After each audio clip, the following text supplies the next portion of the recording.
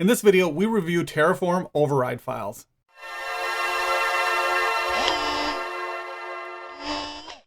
Hello everyone, I'm Travis and this is Seraldos. In this video, we review Terraform Override files, what it is and how to use it. Before that, please like, subscribe, share with a friend, and let me know your thoughts in the comments below. Also, check out my courses on Azure Hybrid Identities and Azure Virtual Desktop at udemy.com. The link is below. When I start reviewing and planning these videos, I try to find a useful example to demonstrate the topic. That wasn't so easy with override files. Matter of fact, you should avoid using them altogether. We'll get to that shortly. There are situations where override files may be helpful, and it's good to know as another tool in the Terraform tool belt. Also, you should know about them if you're interested in a Terraform certification.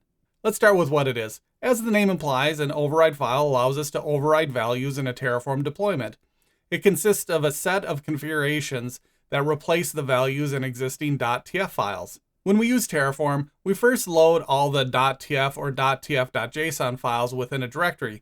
Each one of those files contains a specific set of configurations for the deployment.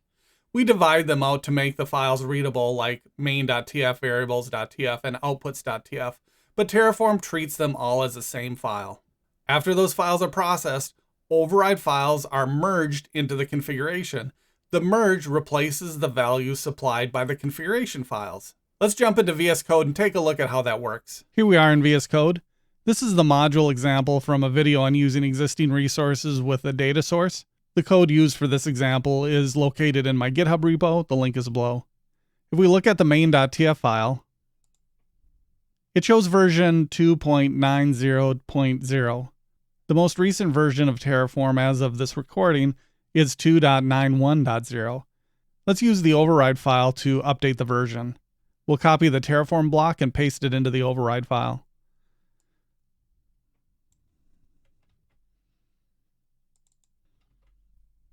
We can remove the source.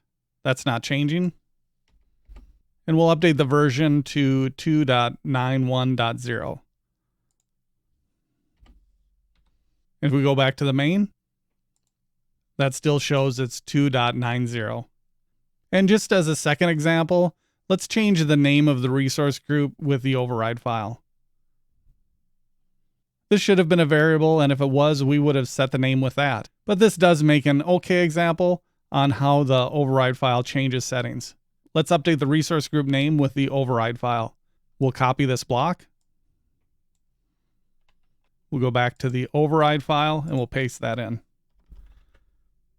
And again, we can remove location. That's not changing. And we'll change this to RG02. Just a couple simple changes for the example. We'll save that file.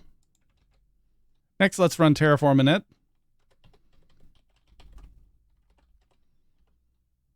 If we scroll up a little bit, here it shows it's using HashiCorp Azure RM version 2.91.0.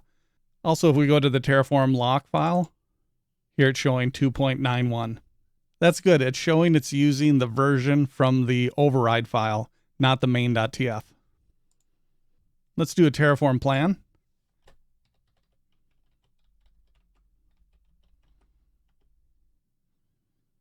All right, that's finished. Let's go up to the resource group.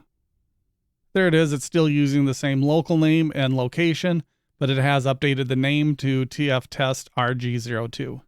That shows how the override file changes existing configuration settings.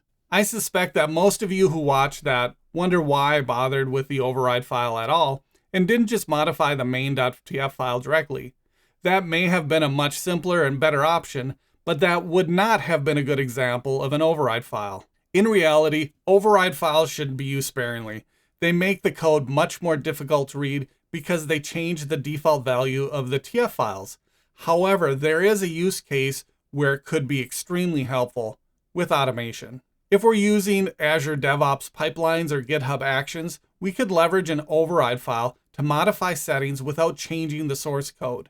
Take the version upgrade from the demo, for example. We can't use variables in the Terraform block. We can, however, instead use an override file to change the version in the dev or test pipeline prior to making the change to production.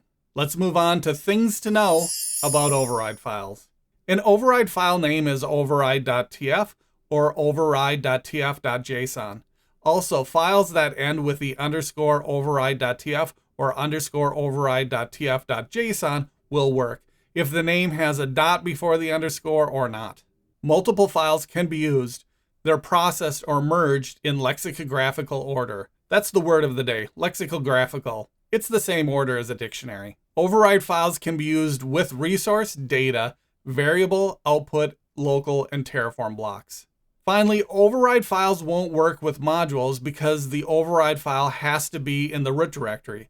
We can't pass in a file when we call a module. The better option with modules is to expose anything that needs to be changed with a variable. That's a review of override files. Try to avoid them if possible, but there are some use cases, such as automated deployments, where they can be helpful. Thanks for watching.